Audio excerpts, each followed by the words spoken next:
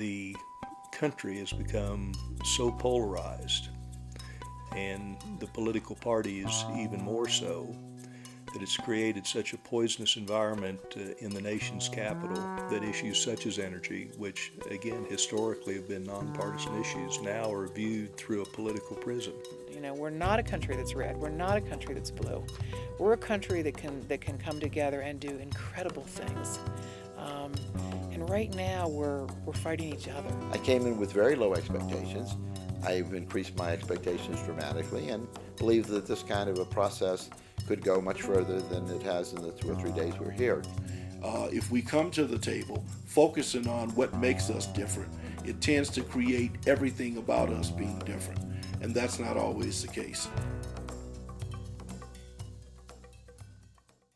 This meeting here at Gold Lake has been both interesting and also quite valuable from a standpoint of the fact that it has allowed people coming from both extreme ends of the continuum, for the lack of a better characterization, from disparate backgrounds, to come together and discuss the aspects, or I should say the elements of this issue that are really quite important in a very open and candid and forthright manner, and has created the opportunity, I think, for people on all sides of the political divide, regardless of where you fall, to come to look at things in a far different light.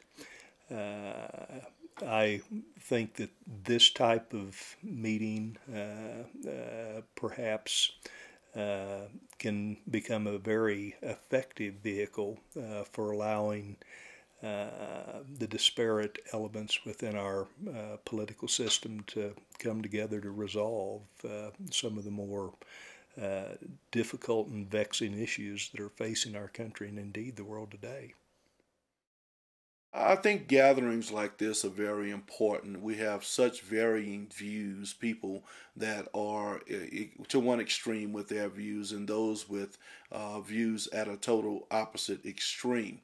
I believe that in order for us to come out with a reasonable solution at the end of the day, people have to have a willingness to extend the olive branch in a way that they're willing to at least listen and give full consideration to the views of others.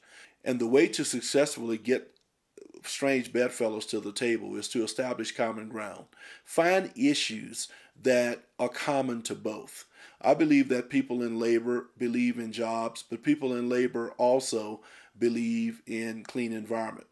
Folks that work in the Steelworkers Union take their children hunting and fishing on weekends, just like members of the Sierra Club, and they all want a clean environment. I think that if we can put our combative attitudes aside, the norm, and come together and think about just what is in the best interest of generations to come, we'll find that we all want the same thing. We just have problems agreeing on how to get there.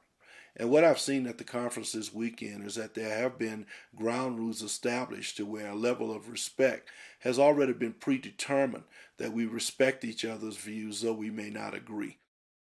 I came here to this meeting with, I would guess, reservations like so many did, but because I think it's very important that the policy debate not become any more acerbic, any more embittered than it is already.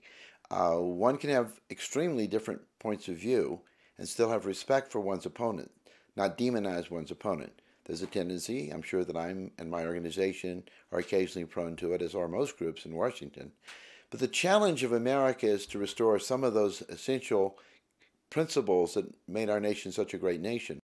By challenging myself to reach out of my value voice, which is freedom, to those whose value voice is fairness, justice, or to those whose security, order, stability, I trained myself to speak in a way that is not totally familiar to me, and hopefully I learned to listen from them about in a voice that I'm not familiar with either.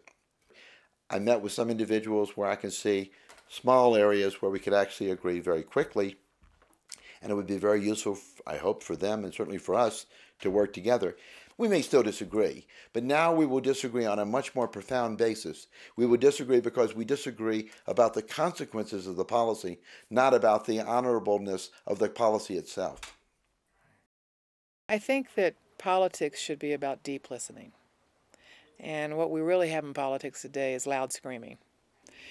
I'm more worried about the society becoming so polarized around belief systems and around fear and sort of a contagious anxiety where we begin to demonize certain parts of our society. We begin to say, well, those people are trying to make us do this. And there's a we and them that becomes profound. And it's happening. And I'm most worried about that. So when you're sitting with someone who you violently disagree with, I think it's very helpful to just know that this is a human being who at their core wants to be safe, wants to be respected, wants to be appreciated, wants to have connection, wants to be heard.